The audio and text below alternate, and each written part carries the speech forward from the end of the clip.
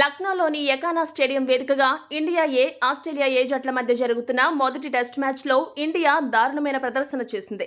రెండవ రోజు 9 వికెట్లు నష్టపోయి 350 పరుగుల ఓవర్ నెట్ స్కోర్తో ఇన్నింగ్స్ ప్రారంభించిన ఆస్ట్రేలియా జట్టుకు ఆ జట్టు టైలెండర్లు ఊహించని ముగింపిచ్చారు. టైలెండర్, టాడ్ మర్ఫీ, హెన్రీ ఇద్దరూ కలిసి ఓవర్ నెట్ స్కోర్కే ఏకంగా 72 పరుగులు జోడించి 10వ వికెట్కు ఏకంగా 91 పరుగుల భాగస్వామ్యాన్ని నెలకొల్పారు. టాడ్ మర్ఫీ 76 పరుగులు చేయగా హెన్రీ 32 పరుగులతో అజేయంగా నిలిచాడు. అలా ఆస్ట్రేలియా జట్టు మొదటి ఇన్నింగ్స్లో 420 పరుగుల వద్ద ఆలౌట్ అయింది.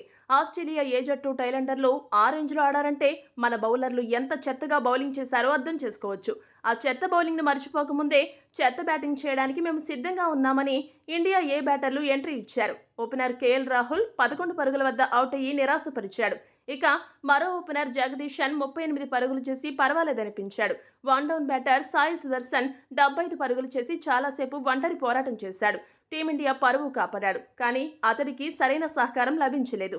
సుదర్శన్ గనుక ఆ మాత్రం పరుగులు చేయకపోయి ఉంటే ఇండియా ఏ 100 లేదా 150 లోపే ఆలౌట్ అయ్యేది.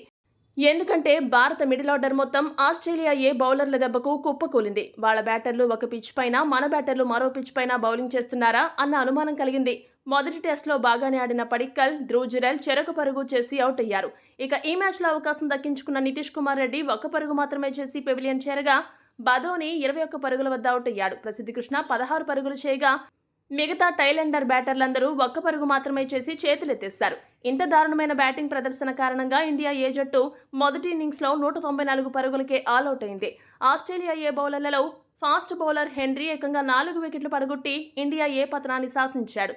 మిగిలిన బౌలర్లలో మర్ఫీ 2 వికెట్లు, సదర్లాండ్, కూపర్, రొక్చియోలి 1 వికెట్ను దక్కించుకున్నారు. ఇక ఆ తర్వాత ఇన్నింగ్స్ ప్రారంభించిన ఆస్ట్రేలియా ఏ జట్టుకు ఇండియా ఏ బౌలర్లు ఊహించని ట్విస్ట్ ఇచ్చారు. ఓపెనర్ శామ్ కాన్సటాస్ను 3 పరుగుల వద్ద సిరాజ్ అవుట్ చేయగా మరో ఓపెనర్ క్యాంపెల్ను సిరాజ్ 0 పరుగుల వద్ద పెవిలియన్కు పంపాడు.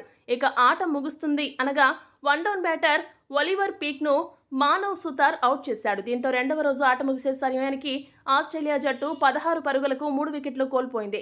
మేక్ స్పిన్ని 11 పరుగులతో క్రీజులో ఉన్నాడు. అలా రెండవ రోజు మొత్తం నిరాశపరిచిన భారత జట్టు చివరి అరగంటలో కాస్త మెరుపులు మెరిపించడంతో మ్యాచ్ కొద్దిగా ఆసక్తికరంగా మారింది. ప్రస్తుతం ఆస్ట్రేలియా జట్టు 242 పరుగుల ఆధిక్యంలో ఉంది. మరి మూడవ రోజు ఆటలో మన వాళ్ళు ఏ మ్యాజిక్ చేస్తారో వేచి చూడాలి. ఈ వీడియో కనుక మీకు నచ్చినట్టయితే లైక్, షేర్, కామెంట్ చేయండి. మరిన్ని స్పోర్ట్స్ అప్డేట్స్ కోసం మా ఛానల్ను సబ్స్క్రైబ్ చేసుకోండి.